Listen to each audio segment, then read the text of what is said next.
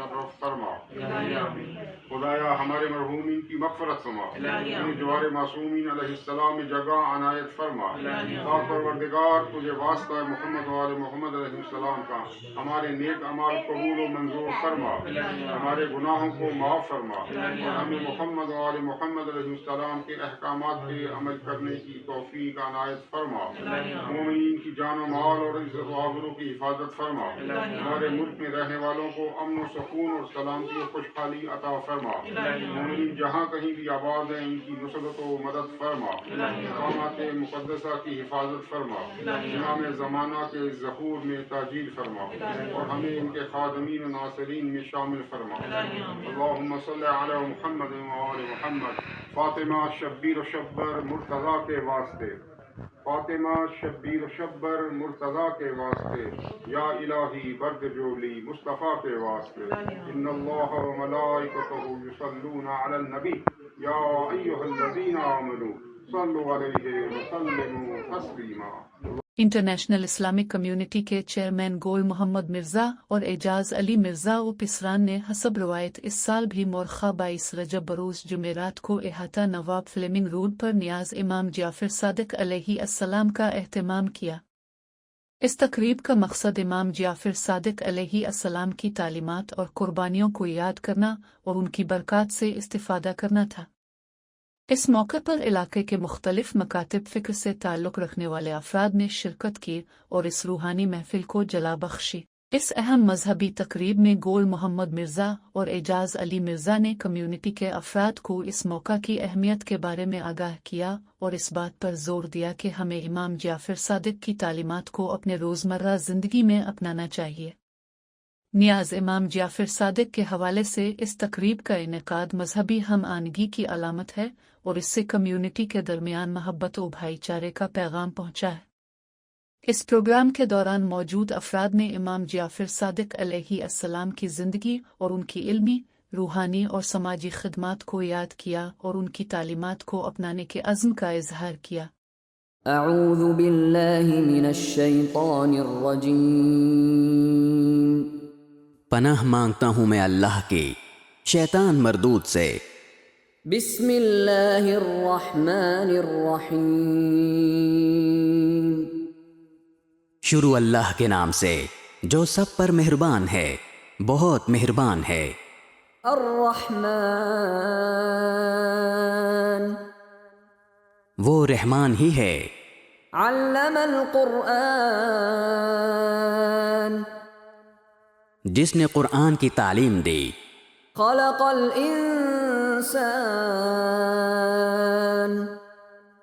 اسی نے انسان کو پیدا کیا. علمہ البیان، اسی نے اس کو بات واضح کرنا سکھایا. الشمس والقمر بحسبان، سورج اور چاند ایک حساب میں جکڑے ہوئے ہیں. والنجم والشجر يسجدان،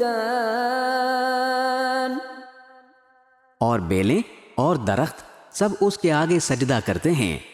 والسماء رفعها ووضع الميزان،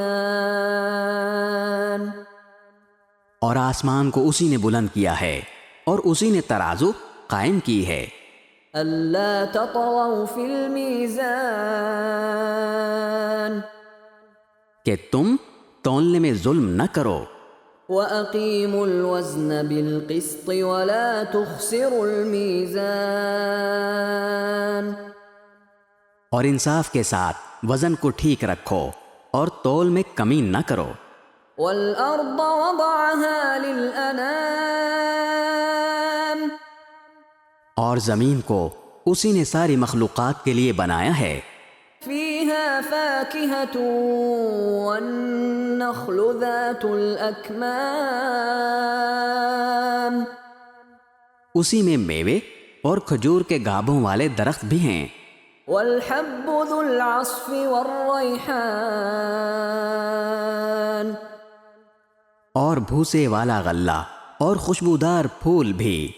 فبأي آلاء ربكما تكذبان، اے انسانوں اور جنات، اب بتاؤ کہ تم دونوں اپنے پروردگار کی کون کون سی نعمتوں کو جھٹلاؤ گے؟ خلق الانسان من صلصال كالفخار، اسی نے انسان کو ٹھیکرے کی طرح کھنکھناتی ہوئی مٹی سے پیدا کیا، وخلق الجان من مارج من نار، اور جنات کو آگ کی لپٹ سے پیدا کیا۔ فبأي آلاء ربكما تكذبان، اب بتاؤ کہ تم دونوں اپنے پروردگار کی کون کون سی نعمتوں کو جھٹلاؤ گے؟ رب المشرقين ورب المغربين، دونوں مشرقوں اور دونوں مغربوں کا پروردگار وہی ہے۔ فبأي آلاء ربكما تكذبان، اب بتاؤ کہ تم دونوں اپنے پروردگار کی کون کون سی نعمتوں کو جھٹلاؤ گے؟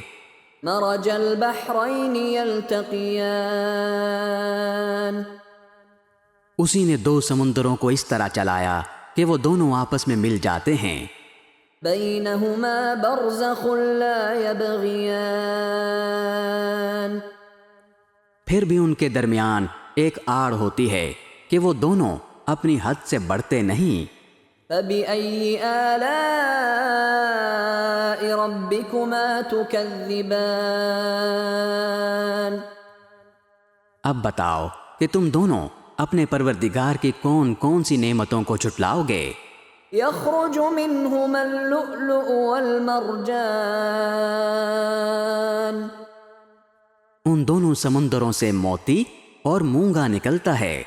فبأي آلاء ربكما تكذبان،